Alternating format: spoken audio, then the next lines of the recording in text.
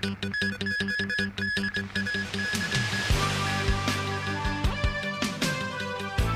show of force by the CE's critics at the July 1st rally.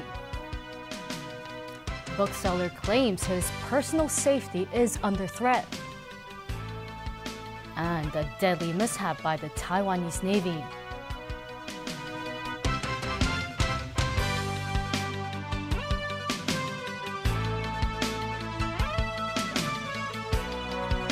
Good evening. Government critics were out in force today for the annual July 1st rally. Organizers put the turnout at 110,000, but as Winna Wong reports, bookseller Leung was a notable no-show.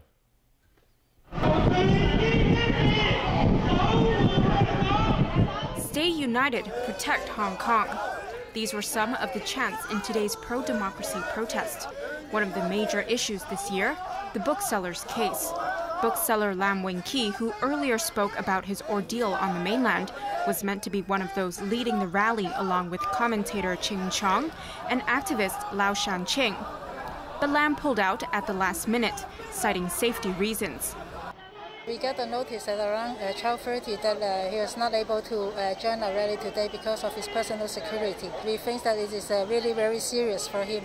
So at this moment, we are now more concerned about his own security. Ching, who was once jailed on the mainland, said Lam's absence shows Hong Kong people need to stand bravely together. As usual, there were a wide range of demands. As a Hong Kong people, as a new generation of the younger generation, we have to step up and voice out our opinions against the government. I think just generally democracy, the right to be able to take this march every year. More people that do it, the longer we can keep that right. This year's protest comes just months before the next Legislative Council elections. Many politicians and political hopefuls across the pan-democratic camp took this as an opportunity to reach out to the public. Many political parties set up booths along the route. Pro-establishment groups also set up booths in Wan Chai and staged counter-protests along the way. That sparked some heated moments between the two sides before the police persuaded the counter-demonstrators to leave. Those taking part in the rally reached the government headquarters in Tamar later in the day.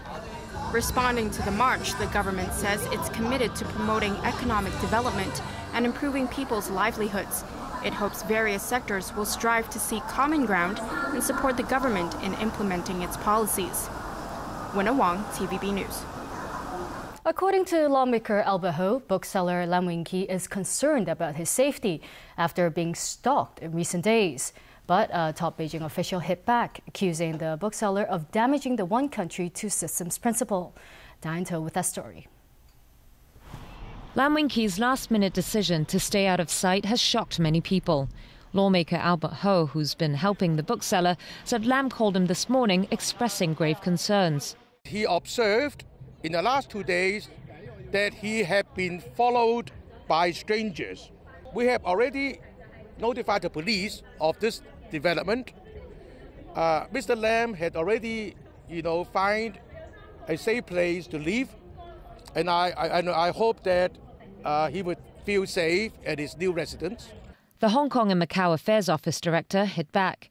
Wang Guangya said Lam's actions, with his bookshop publishing material about mainland affairs and Lam taking books across the border to sell, damaged the one country, two systems principle. As for the bookseller's earlier claims that he was detained for 8 months on the mainland and investigated by a central special unit, Wang said he's never heard of such a unit. He stressed mainland law enforcement agents cannot enforce the law in the SAR and insisted all departments work strictly in accordance with one country, two systems. The SAR government, for its part, says it attaches great importance to the bookseller's case and that it understands Hong Kong people's concerns. It says the police have recorded a statement with Lam and will take appropriate follow-up action. Meanwhile, Wang also mentioned that Beijing is concerned about an independence movement growing in Hong Kong. He said even though it will not succeed, it is clear to everyone what harm it would bring to Hong Kong if any independence activity goes without the punishment it deserves. Diane To, TVB News. And there have been celebrations, albeit subdued, marking this 19th anniversary of the handover. In a speech, the chief executive said the government will focus on developing the city's economy in the coming year. This year's handover celebrations kicked off at the Golden Bohemia Square this morning, where a flag-raising ceremony was held. Those who attended included Chief Executive Leung, former CEs Tong Chi-hua and Donald Tsang, and Director of the Central Government's Liaison Office, Zhang Xiaoming. The annual celebratory cocktail reception took place at the nearby Convention and Exhibition Center.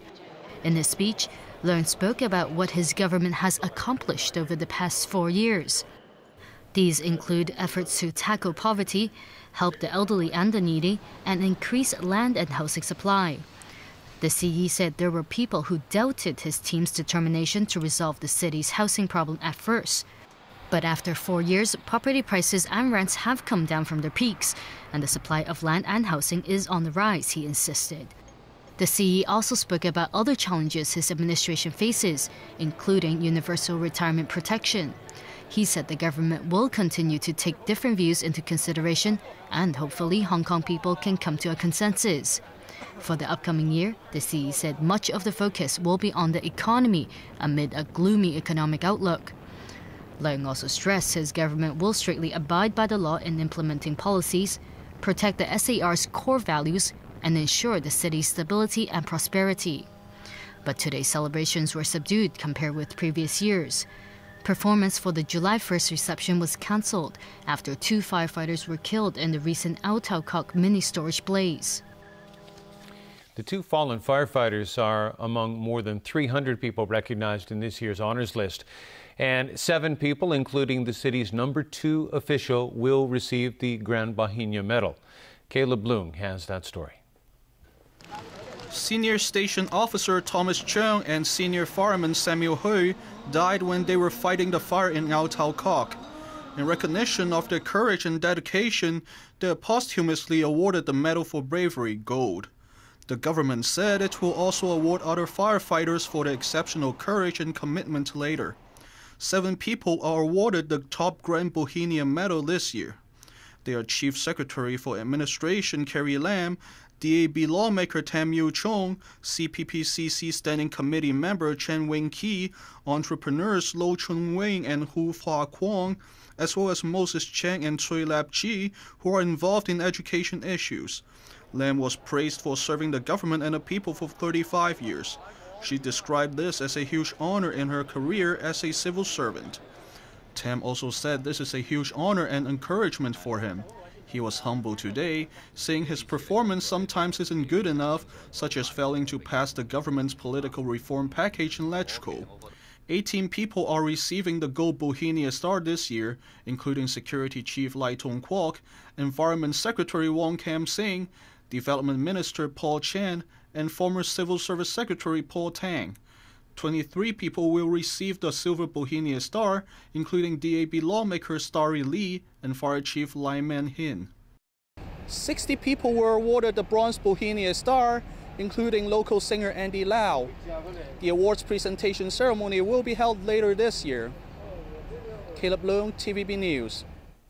President Xi Jinping urged the 88 million-strong Communist Party to embrace its Marxist roots as he delivered an emphatic call for ideological discipline and a vigorous defense of party rule. The speech marking the party's 95th anniversary represented one of Xi's most pointed and lengthy addresses. The president, who is also General Secretary of the party's Central Committee, called on his comrades to stay true to the mission taken up 95 years ago. And he urged party members to uphold their commitment to the people. Xi also said Beijing will fully implement the one country, two systems principle in Hong Kong and Macau. And Beijing will stick to the so-called 1992 consensus when it comes to ties with Taiwan.